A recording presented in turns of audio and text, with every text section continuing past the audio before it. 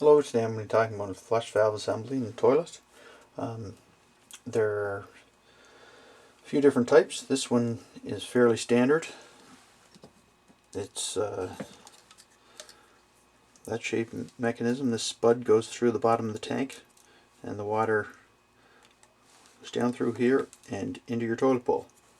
There's only two ways for the water to get from the tank to your bowl.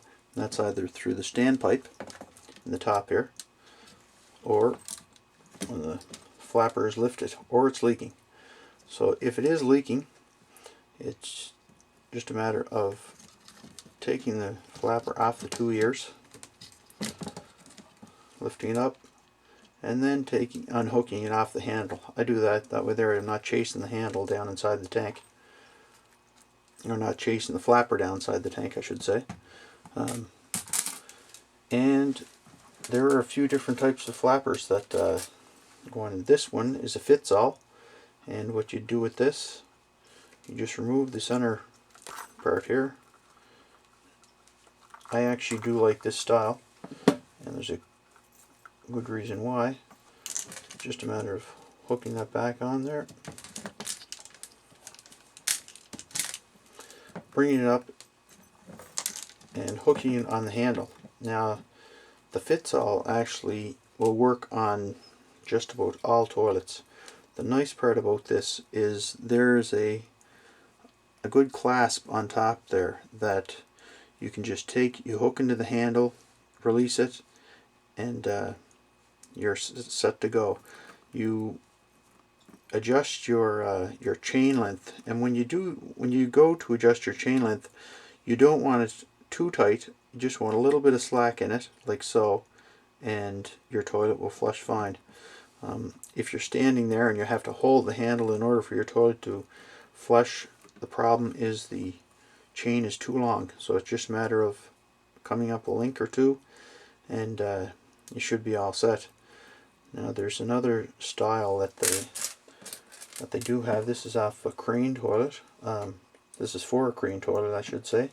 And the hook that they have here, this part goes through the handle, and this part here hooks onto the chain. Works fantastic. I've put hundreds of them on. But one thing to keep in mind is when you hook your chain on there, once you've figured out your length, you've hooked your chain on there, you want to take a pair of pliers, and actually what I do first is I open it up a little bit and I straighten out that little hook there a little more, because what can happen is when you flush your toilet, the chain will flip up and it will get caught on that little hook that was there. So that's just a little tip that can save you some water and a little frustration. Something else, this fits-all, when you're picking out a flapper for your toilet, the fits-all is a little shorter. The cone that they have that is on the bottom is a little bit shorter than the crane, and if you were to use the crane, for example, on here, and it's one of these things that might not happen every flush, but it actually can get hooked on the spud, on the seat of the spud, and from time to time, might not happen every flush, but it may happen every 15 flushes.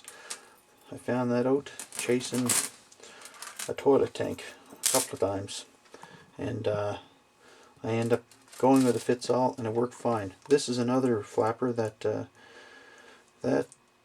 they make. I don't use them at all. If they come with the toilet tank, I take them off and I throw them away, and I buy another flapper, because this flapper, what happens is the rubber, it's all rubber, and this rubber stretches, and you end up having to pull a little bit more of the rubber through fairly often, actually. And if you do have it on there, if you pull a little through, clip it off with the scissors, the part that you've pulled through, you'll be all set, but this is not my choice when it comes to flappers. I'm going to struck on the Fitzall, and just keep in mind that Fitzall does fit the majority of them. This Crane one, the cone is a little bit longer and it can possibly get hooked on there. I guess that's the reason that the Crane flapper is made for a Crane toilet. Anyway, that's all there is for this simple little project. It'll save you a lot of water and a few dollars. There you go. Have a great day. Hope it helped.